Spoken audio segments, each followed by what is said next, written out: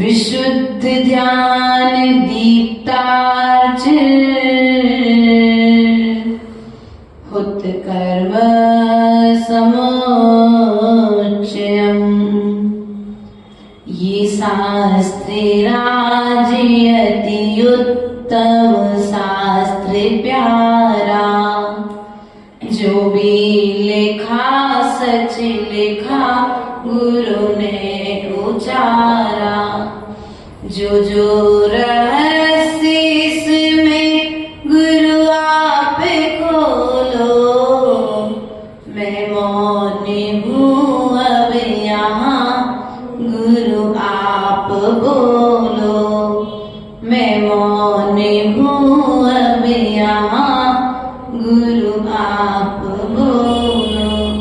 बोले अनंतानंद सिद्ध परमेश्वरी भगवान की देवादिदेव मूलाय सुमतिनाथ भगवान की ससनायक भगवान महावीर स्वामी की बाहुबली भगवान की आचार्य भगवंत कुंद कुंद स्वामी की आचार्य भगवंत शुभचंद्र स्वामी की आचार्य भगवंत विराट सागर जी विशुद्ध सागर जी महाराज की आचार्य गुरुवर संयम प्राण प्रदाता गुरुवर विभव सागर जी महाराज की गर्द सांग जिनवाणी माता की बोले हरिकामा सिद्ध मच्छी माता की सिद्ध श्रीमान संघ की प्रिय बंधुओं, आचार्य भगवंत शुभचंद्र स्वामी ने कल हम सभी के लिए पूर्व की अध्याय में राजा उपश्रेणी के विषय में जानकारी प्रदान की थी। राजागृह नगरी का राजा उपश्रेणी, उसकी पत्नी का नाम इंद्राणी था। बहुत अच्छे से दोनों का जीवन व्यतीत हो रहा था और जीवन व्यतीत होते होते एक दिन परिवार में वृद्धि का समाचार प्राप्त हुआ और धर्ममय वातावरण को व्यतीत करते हुए पटरानी इंद्राणी ने श्रेणिक कुमार को जन्म दिया और जब श्रेणिक कुमार का जन्म हुआ तो उस मां ने बचपन से ही उस श्रेणिक कुमार के लिए धर्म के संस्कार दिए। उसे जो अच्छे कार्य वो करती उन अच्छे कार्यों में अपने पुत्र को अपने पास में रखती थी। ऐसे कार्य करते देख करके वह पुत्र भी धर्मात्मा के रूप में धर्म की गोद में पलते पलते बड़ा होता चला गया और बड़ा होने के पश्चात में उसके वह बहुत चतुर और भाग्यशाली पुत्र था, क्योंकि कुछ जीवों के चिन्ह उसके शरीर की आभा, तिल, मस्तिष्क, भुजाएं, पैर के लक्षण उसके जीवन वृतांत को बता देते हैं। और ऐसे ही वह इतना सुंदर था कि उसको देख करके लोगों को राजगृही का भावी राजा उस राजकुमार में बचपन से ही नजर आता था। वह बच्चा भी इस तरह की कीड़ाएं करता था कि उसकी कीड़ा करते हुए किसी जीव का घात ना हो जाए। वो ऐसा कोई खेल नहीं खेलता था जिससे उसका दूसरा कोई मित्र उससे रूठ जाए। खेल खेल में वह पुत्र बड़ा हुआ था और बड़ा होते होते वह राजा के साथ राज दरबार में जाता, माँ के साथ राज मंदिर में जाता। जब मुनिराजों का पड़गमन होता तो माता पिता के संस्कार भी उस संतान में पल्लवित होते जाते। प्रिय बंधुओं, आचार्यों ने कहा है बच्चों को संस्कारित यदि करना है तो कह करके सिखाना बंद करो। क्या करो? कहकर सिखाना बंद करो, करके दिखाओ, बच्चा अपने आप सीख जाएगा। हम कह करके सिखाने का पुरुषार्थ करते हैं, इसलिए वह बच्चा सीख नहीं रहा है कि बच्चा तो कहता है पापा जी आप तो ये गलती करते हो, फिर मैं कैसे क्यों ना करूं ये गलती। इसलिए बच्चों के लिए आप बच्चों से कहो मत मंदिर जाओ, आप स्वयं धोती दुपट्टा पहन करके मंदिर आने लग जाओ और दादी माँ के पास उस बच्चे को रखो, उसके माँ के पास उस बच्चे को रखो, तो माँ उसे प्रेरणा दे कि देखो बेटा तुम्हारे पिताजी सुबह से उठ करके मंदिर जाते हैं तो तुम्हें भी मंदिर जाना चाहिए। देखो दादी ने कितने अच्छे संस्कार दिए पापा जी को कि समाज में सब लोग चाहते हैं, एक बहुत अच्छी दृष्टि से देखते हैं। लेकिन आज की स्थिति क्या है? आज की स्थिति क्या है? बच्चों को माँ को बच्चों के पास में और दादी के पास में जाने का समय नहीं है, तो संस्कारों के लिए भी समय कब समय निकालोगे? ऐसे ही वह बच्चा पहले गुरुकुलों में पढ़ाई हुआ करती थी, उसने गुरुकुल में रह करके श्रेणिक कुमार में अध्ययन किया और अध्ययन करते करते उसका जीवन व्यतीत हो रहा था। यहाँ पर राजा उपश्रेणिक जो था, उपश्रेणिक ने एक दिन अपने राज्य में जो एक चंद्रपुर का राजा सोम शर्मा था, सोम शर्मा को बहुत अहंकार था कि मुझसे ज्यादा बलशाली इस राज्य में कोई दूसरा नहीं है। यह जब समाचार राजा उपश्रेणिक के कर्णंजलि में पहुंचा तो उपश्रेणिक ने कहा कि नहीं, उससे ज्यादा ताकत मैं हूं या नहीं हूं, लेकिन उसके इस अहंकार को तोड़ना अनिवार्य है। और उस चंद्रपुर के राजा सोम शर्मा का अहंकार तोड़ने के लिए उसने उस पर चढ़ाई कर दी, अर्थात उसको अपने बस में कर लिया और बस में करके उसे उसके राज्य को छीना नहीं, उसे फिर जय त्यों छोड़ दिया। लेकिन बैरी तो खड़ा हो गया, बैरी तो खड़ा हो ही गया। इसलिए प्रिय बंधुओं, यदि कभी कोई बैरी हो जाए, पहली बात तो कभी किसी से बैर मत करना, और धोखे से यदि कोई बैरी तुम्हारा खड़ा हो जाए तो उस बैरी से फिर उसे खाली मत छोड़ना, क्योंकि पता नहीं कब आकर के बदला ले ले। सैनिक कुमार ने भी, उपसैनिक ने भी इसी प्रकार से कार्य किया, उसके लिए ज्यों का त्यों उसके राज्य में छोड़ दिया। लेकिन सोम शर्मा के लिए तो मान भंग का भीतर में, अब मैं तो बदला। लेकिन तुम लोग ऐसा मत करना, यदि कभी किसी से हार जाओ तो ये विचार करना कि ये मेरा पूर्व जन्म का कोई कर्म था, तो जुमा जा करके कट गया। क्योंकि अपना जैन दर्शन हमें बदलने की बात सिखाता है, बदला लेने की बात नहीं सिखाता है।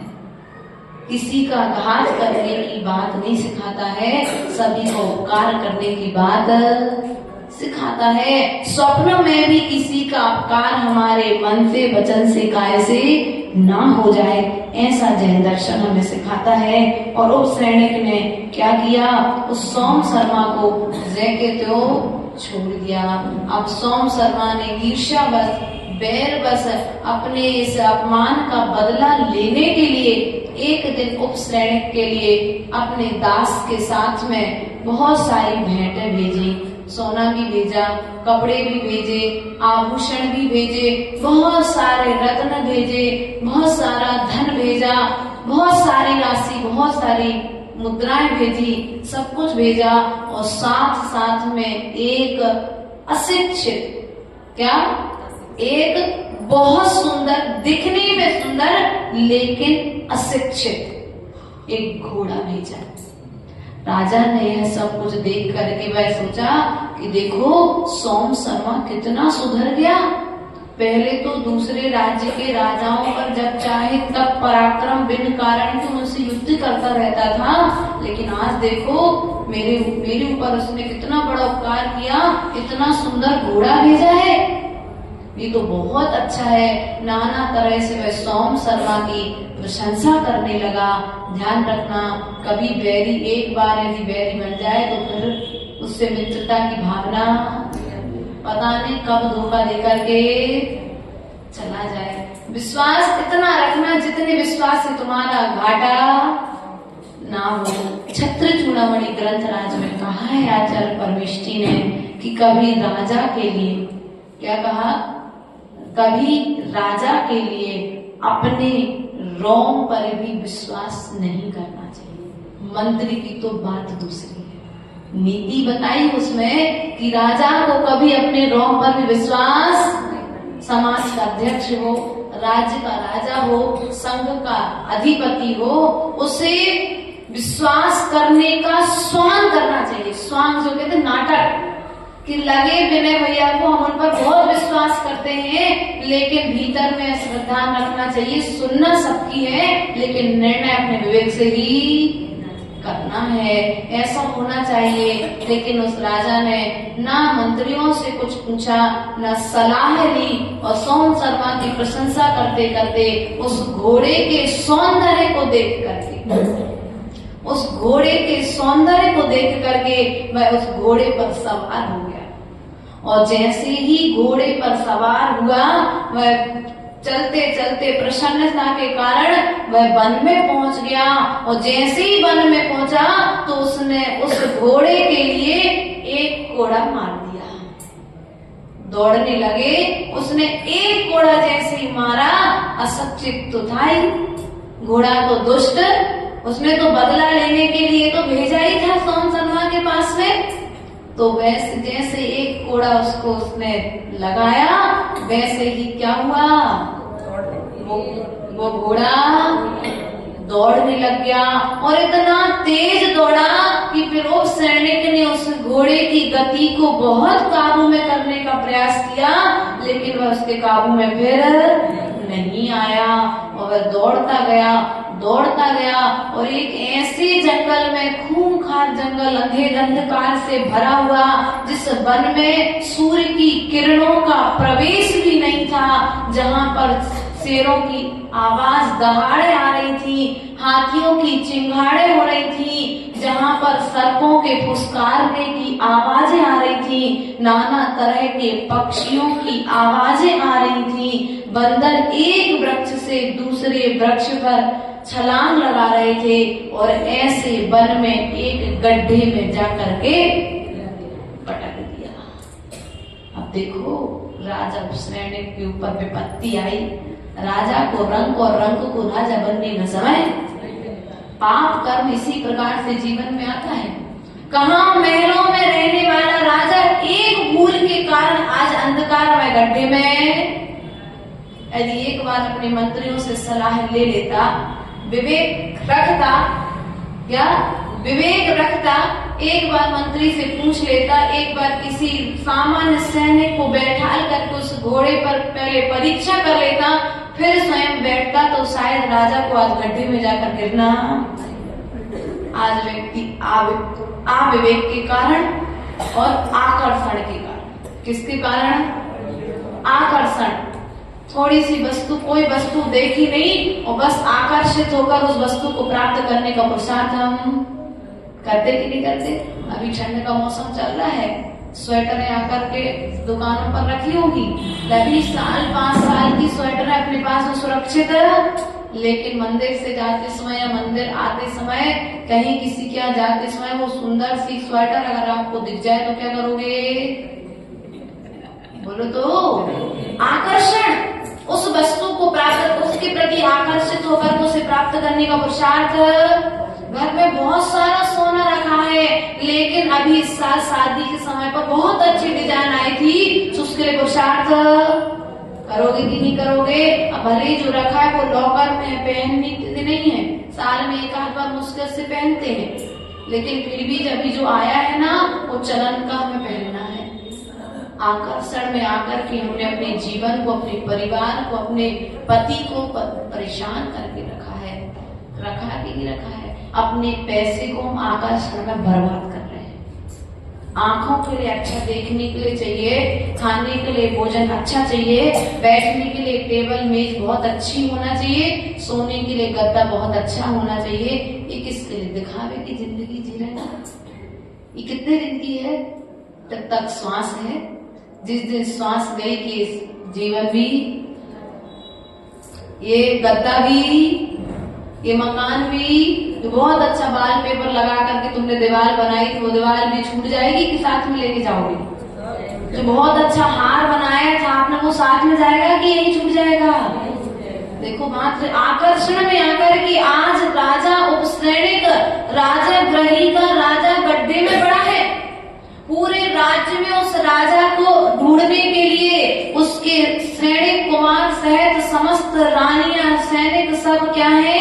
राजा को ढूंढ रहे हैं, लेकिन अभी तक राजा गृह में राजा का कोई समाचार। कुछ रानियां तो राजा के लापता होने का समाचार सुनकर के मूर्छित हो गई, अर्थात बेहोश हो गई है। उन्हें अपने पति की चिंता। आज की रानियां क्या करती हैं? देखो आजकल तो इतना प्रेम, जाके पुलिस में लिखा के आ जाएंगी। अब वो पुलिस वाला ढूंढ रहा है बड़ी आराम से भोजन। इतना प्रेम नहीं है तुम लोगों को, है कि नहीं है? नहीं, तुम्हारी नहीं कहते, तुम तो बहुत अच्छी हो।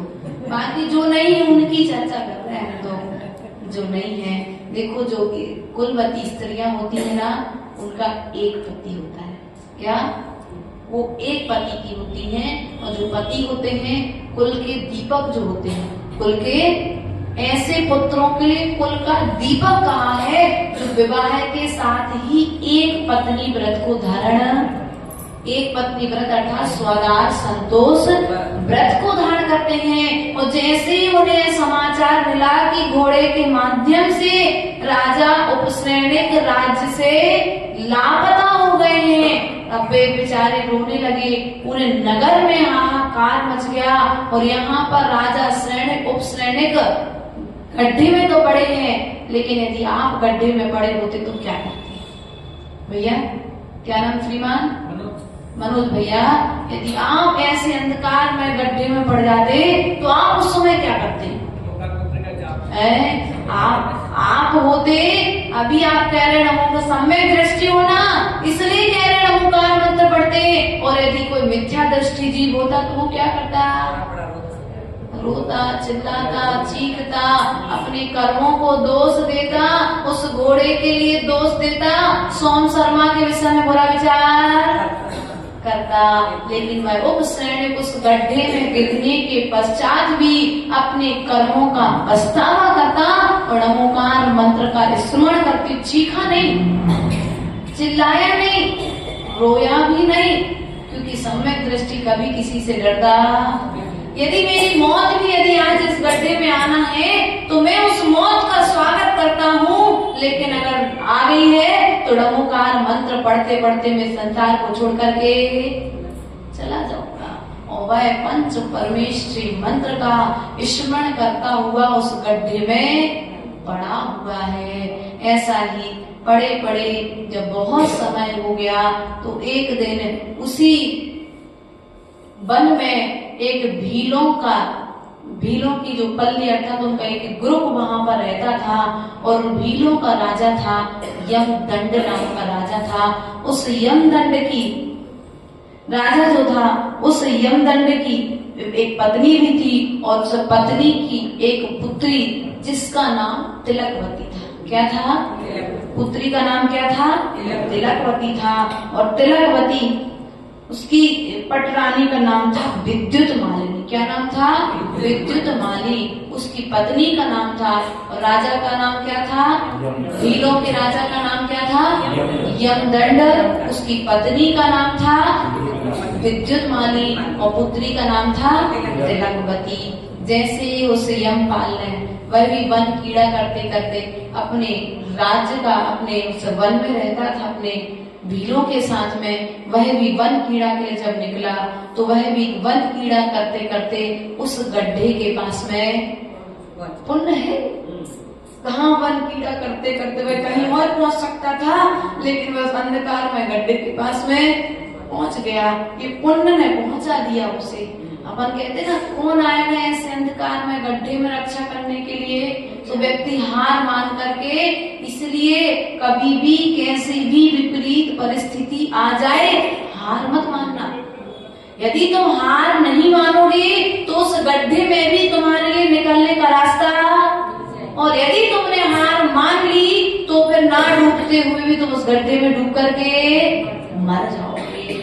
इसलिए आचार्य गुरुदेव सदा हम लोग से कहते थे, हिम्मत ना हारिए प्रभु ना विसारिए, हंसते मुस्कुराते हुए जिंदगी गुजारिए, हंसते मुस्कुराते हुए जीना जिसको आ गया, टूटे दिलों को सीना जिसको आ गया।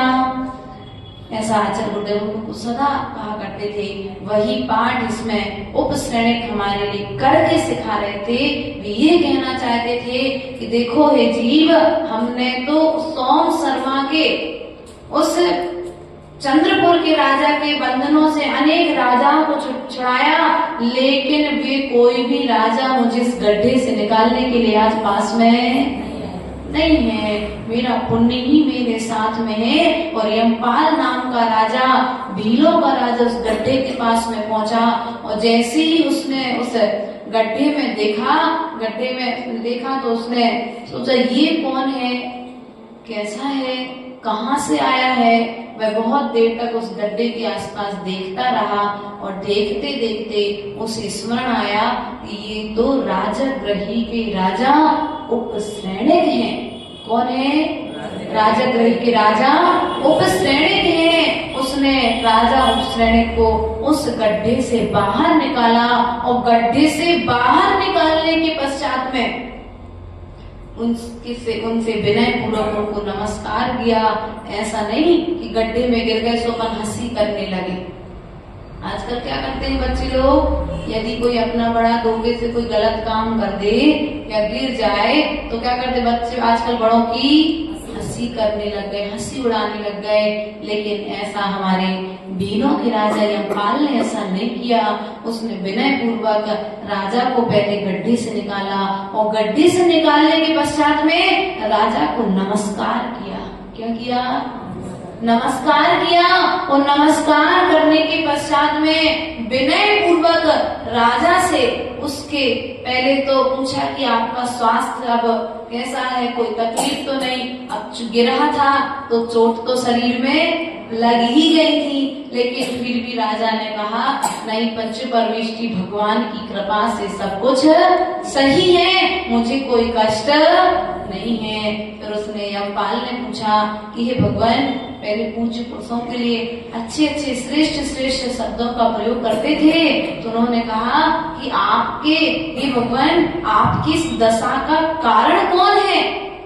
तो उसने कहा मैं बताता हूँ। उन्हें उपश्रेणिक ने उसे पूरा वृतांत बताया कि सोम शर्मा ने हमारे साथ इस तरह से चाल चली, और उसने जो घोड़ा भेजा था उस घोड़े की सौंदर्य को देख करके मैं इस गड्ढे में आज गिरा हूँ। आज क्या कर रहे हैं आप लोग? सौंदर्य, बाहरी चमक देख करके आप अपनी बेटी को विदा कर रहे ना? चेहरे देख करके आप विदा कर रहे हो, चरित्र देख करके विदा। बात गलत तो नहीं कही महेंद्र जी? है मैसेज बाद में कर देना, ये मैसेज कर देना सबको। चेहरे देख करके बेटियां ना दो, अपनी बेटी यदि देना है तो चारित्र देख करके यदि बेटी दोगे तो बेटी जीवन भर उस घर में जाकर के सुखी रहेगी, और चेहरे की चमक देख करके यदि बेटी दोगे तो एक दिन वह चेहरे की चमक उतर जाएगी, और जब वह मुखौटा उतरेगा तो बेटी दुखी होकर के तुम्हारे घर वापस आ जाएगी। ऐसा ही वहां पर उसने कहा कि मैंने उस घोड़े के सौंदर्य को देख करके उस घोड़े पर विश्वास कर लिया, और जब उस घोड़े पर विश्वास करके मैंने उसकी सवारी की तो उस घोड़े ने ला करके मुझे इस गड्ढे में गिरा दिया है।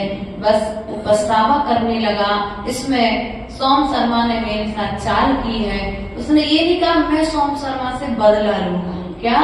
उसने अपने आप को पहले अपनी गलती एक्सेप्ट करी। आज क्या है, हम अपनी गलती स्वीकार नहीं करते।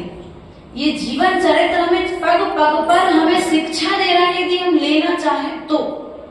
उपश्रेणी राजा ग्रही का राजा, उस ये जंगल में वन में जो राजा है, उस वीरों के राजा से कह रहा है कि मेरी गलती है कि मैंने उस घोड़े का परीक्षण नहीं किया। सोम शर्मा ने तो चाल चली थी, सो ठीक है भैया, वो ने तो ठीक है चाल चली, लेकिन गलती मेरी है कि मैंने घोड़े का परीक्षण नहीं किया है। क्या आप अपनी गलती को स्वीकार कर पाते? बोलो, आप कह पाते क्या पहली गलती? नहीं कह पाते। नहीं, वो तो उसकी गलती है। यदि वो घोड़ा नहीं बेचता तो मेरा जाने का मन नहीं होता, मेरा जाने का मन नहीं होता तो मैं गिरता नहीं भैया, यदि आप घर के मुखिया हैं तो पहले लेन देन के विषय में भी व्यक्ति के पहले ऊपर से नीचे तक, पूर्व से पीछे से आगे तक का पूरा जीवन वृतांत जान लें, उसके पूरा परिचय ले लें। उसके पश्चात यदि व्यापार करेंगे तो व्यापार में भी कभी हानि आपको। लेकिन अपन क्या करते हैं, विश्वास तो क्षति हमारे जीवन में हो जाती है। फिर उसके पश्चात में वही यमपाल नाम का जो राजा था, उसने राजा से निवेदन किया कि चलो आप कुछ देर के लिए हमारे घर के लिए चलिए, मैं आपको वहां पर ले जा करके आपकी वैयावृत्ति आदि करूंगा और आपको स्वस्थ करके फिर राजा गृह के लिए रवाना करूंगा। अब यहाँ पर जब यह यमपाल के साथ राजा उपश्रेणी चल तो दिए, लेकिन भीड़ है, लेकिन कुल परंपरा से क्षत्रिय था। अब क्षत्रियों का भोजन, उन्होंने जैसे वहां पर पहुंचे तो उन्होंने वहां पर उनसे कहा कि देखो, तुम जंगल में रहते हो, भीलों के साथ में रहते हो, आपके यहाँ पर मैं भोजन पानी, क्या बोला उपश्रेणी ने, क्या कहा, मैं आपके यहाँ भोजन पानी नहीं कर सकता हूँ। तो बोले भोजन पानी नहीं करोगे तो एक काम करो, मैं आपकी अन्यत्र व्यवस्था करा देता हूँ। आप मेरे और मेरी पत्नी के हाथ से भोजन मत करो, लेकिन मेरी पुत्री तो अभी धर्मात्मा है, आपका शुद्ध भोजन, जिस विधि से आपका भोजन बनना है, मेरी पुत्री आपको उस विधि से भोजन बना करके करा देगी। ऐसा ही कई दिनों तक चलता रहा, और चलते चलते वह वहां पर काफी दिनों तक रहा। वह पुत्री उस राजा उपश्रेणी की वैयावृत्ति करती, और उन्हें भोजन बना करके खिलाती, कभी उनके पैर दबाती, कभी उनके घावों पर दवाई लगा करके, उनको मलहम आदि लगा करके उन्हें स्वस्थ बनाती, कभी उन्हें नृत्य करके दिखाती, कभी उन्हें स्वाध्याय सुनाती, नाना तरह की क्रीड़ाएं करके वह उपसैनिक के मन को मनोरंजित करती। जो राजाओं को व्यवस्थाएं राज्य में मिलती थी, उस तरह का व्यवहार उन्हें देने का, वातावरण बनाने का पुरुषार्थ करती, क्योंकि राजा प्रसन्न दो सब कुछ प्रसन्न हो जाए, ऐसा विचार करती थी। और वह राजा की सेवा में दिन रात लगी रहती थी। ऐसा करते करते बहुत समय निकल गया, और बहुत समय जब निकल गया तो एक दिन राजा को याद आया कि मुझे राजगृही अब वापस जाना चाहिए। लेकिन अब राजगृही वापस तो जाना है, लेकिन अब मन है, कभी भी किसी पर भी आसक्त हो सकता है। अब राजा उपसैनिक का मन उस तिलकवती पर लुभा गया। अब उन्होंने कहा कि देखो, मैं अपने राज्य को, यमपाल से कहा कि मैं अपने राज्य को अब वापस जाना चाहता हूँ, लेकिन मैं अब तिलकवती के बिना कैसे रहूंगा? तो आप अपनी पुत्री तिलकवती का विवाह मेरे साथ कर दीजिए। उसने हाथ मांग लिया अपनी उसकी पुत्री का अपने लिए। लेकिन यमपाल राजा ने कहा कि देखो, आपने अपनी पुत्री का हाथ तो मांगा है, लेकिन मैं अपनी पुत्री का राजा के लिए, क्या राजा के लिए, वो भीलों का राजा अपनी पुत्री देने के लिए मना कर रहा है कि मैं अपनी पुत्री आपको नहीं दूंगा। उपसैनिक को बड़ा आश्चर्य हुआ, कहाँ तो अन्य नगरों के राजा अपनी पुत्रियां हमारे लिए देने के लिए तरसते हैं, और इसकी पुत्री के लिए मैं मांग रहा हूँ तो ये देना नहीं चाहता है। तो उसने कहा, भाई ऐसा क्या कारण है कि जो तुम अपनी पुत्री का विवाह हमारे साथ करना नहीं चाहते हो? तो उसने कहा कि देखो, एक तो आप राजगृही के राजा हैं, और आपकी पटरानी इंद्राणी है, और इंद्राणी का पुत्र श्रेणिक कुमार है। वह बहुत चतुर है, बहुत ज्ञानवान है, बहुत योग्य है, बहुत भाग्यवान है, और आपके पास बहुत सारी राज्यों के राजाओं की राजकुमारियां आपकी पत्नी के रूप में हैं, और हमारी पुत्री एक भील की पुत्री है। क्या भील की पुत्री कहलाई जाएगी, और जब वह भील की पुत्री वहां पर रहेगी तो अन्य रानियां उसे दासी की तरह उसका अपमान करेंगी। उसे रानी का जीवन जीने के लिए प्रत्येक पिता यही विचार करता है कि उसकी पुत्री सदा भले छोटे घर में जाए लेकिन खुश। आप लोग ऐसा सोचते हो? आज आपको पता है क्या देखते हो? एक तो घर देखते हो, दूसरा लड़के का पैसा देखते हो, तीसरा बोलो तो तीसरा क्या देखते हो? परिवार कितना छोटा है, कितने भाई हैं, कितने बहन हैं, एक भाई बहन है कि 3-4 भाई बहन है?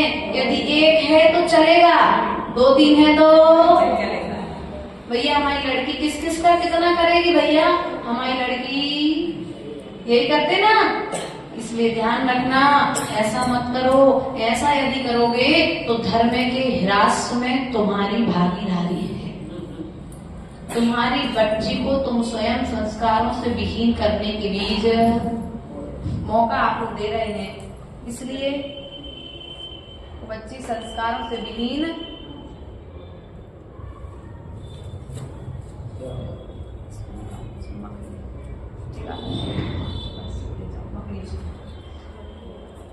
आपने उस बच्ची को मौका दिया है कि नहीं दिया? आपने 2 बच्चे, आपने एक लड़का और एक, और कहीं कहीं पर तो ऐसा एक ही लड़की है या एक ही लड़का है, हो गया। अब बताओ, देख रेख के लिए परिवार में जब कोई नहीं रहेगा तो सो बच्ची धर्म करेगी कैसे, है ना? इसलिए पैसा मत देखो। अपने जो पूर्वज थे यहाँ पर, जितनी माताएं आज बैठी हैं, आज मैं कह रही थी माता जी से हार के बाद आकर के, माता जी बहुत अच्छी यहाँ के श्रावक सृष्टि है। चौके में देखो तो पूरी दादी माताएं वहां पर दिख रही थी। लगभग 50-60 साल 70 साल की दादी लोग थी, 50 साल से लेकर के, है ना। तो कारण क्या था? क्योंकि इनको इनके माता पिता ने संस्कार दिए है ना, इनके संस्कार आज 70-80 साल की उम्र में भी बने हुए हैं। अब एक बच्चा रहेगा, एक बहू आ गई, बस परिवार खत्म। आगे लड़के क्या है जी, दूसरा हो गया कोई तो बच्चा भी, एक बच्चा करेगा और फिर परिवार आगे जाकर के 200-500 वर्ष बाद अपना परिवार का वजूद। अगर मान के चलो आपके बेटे की आयु 100 वर्ष की है, और बेटे ने एक बेटा और किया और दूसरे के तीसरे के पीढ़ी में नहीं गया, तो फिर परिवार का वजूद वहीं से। पहले 4-5 भाई होते थे, आज परिवार छोटे होते हैं।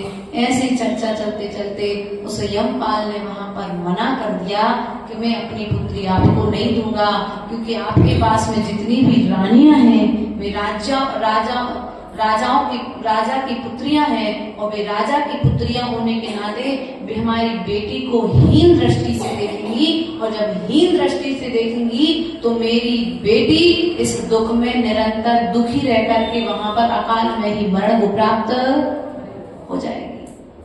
इसलिए देखो, जिस घर में भी अपनी बेटी दूल्हा तो पैसा मत देखना, घर छोटा हो चलेगा, पैसा लड़का कम कमाता हो वो भी चलेगा, परिवार में 4, 5, 6, 8 सदस्य हो वो भी चलेगा, लेकिन बस देखना कि जिस लड़के से विवाह करने जा रहे हो कि असो भैया अपने बच्चे की, वो लड़का तुम्हारी बेटी के प्रति कितना समर्पित है, क्या कितना समर्पित है। चित्तौड़ा जी, वो माता पिता बड़े सौभाग्यशाली होंगे जिनने तुम्हारे लिए भाभी जैसी माता लाके दी। इसलिए कह रहे, क्योंकि विपरीत परिस्थितियों में जो अपने पति का साथ दे और वह पति अपनी पत्नी का साथ दे, वही तो धर्म पत्नी है। बाकी सब कर्मों में लगा करके कर्म पत्नी तो है ही है। इसलिए उस यमपाल राजा ने मना कर दिया कि मैं अपनी पुत्री का विवाह तुम्हारे साथ में नहीं करूंगा। और उसने कहा कि देखो, मेरी पुत्री चलो ठीक है, ये दुख के साथ में तो रह लेगी, लेकिन आपके पास इतनी सारी रानियां हैं, अन्य सभी रानियों के पुत्र संतान होगी, लेकिन इसकी क्या गारंटी है कि मेरी पुत्री की भी कभी कोई संतान होगी? इसका कोई भरोसा नहीं है। तो मेरी बेटी को इस बात का हमेशा दुख रहेगा कि मेरी कोई संतान आज तक, तो मेरी पुत्री आपके कारण नगर में बांझ कहलाई जाएगी, इसलिए मैं अपनी पुत्री आपको देना। देखो, एक सामान्य बीलों का राजा राजगृही के राजा से बात कर रहा है, अपनी बात रख रहा है अपनी बेटी के लिए, विनय पूर्वक अपनी बात रख रहा है। पर उसने तीसरी बात करी, यदि मेरी पुत्री से पुत्र यदि किसी कारणवश उत्पन्न भी हो गया तो वह पुत्र कभी राज्य तो कर ही नहीं पाएगा, क्योंकि राजाओं की पुत्रियों के जब पुत्र रहेंगे तो वे हमेशा राजगद्दी के अधिकारी। तो मेरे पुत्र के लिए, मेरी पुत्री से होने वाले पुत्र के लिए भी सदा दास की तरह जीवन जीना पड़ेगा, वह सदा उनके नीचे रह करके काम करेगा। इसलिए मैं नहीं चाहती कि मेरी पुत्री सदा आपके राज्य में रह करके दुखी रहे। ऐसी वार्ता दोनों के बीच में यहाँ पर चल रही थी। यह वार्ता हमारे लिए बहुत सारी शिक्षाएं प्रदान करती है, और यह शिक्षाएं हमारे जीवन को उत्तरोत्तर आगे लेकर के जाती हैं। तो हमें विचार करना है। अब कल अपन सुनेंगे विवाह होता है या नहीं होता है। अगले चैप्टर को हम कल पुनः इसी सभा के माध्यम से सुनने और समझने का प्रयास करेंगे। बोले परम पूज्य आचार्य गुरुवर विभव सागर जी महाराज।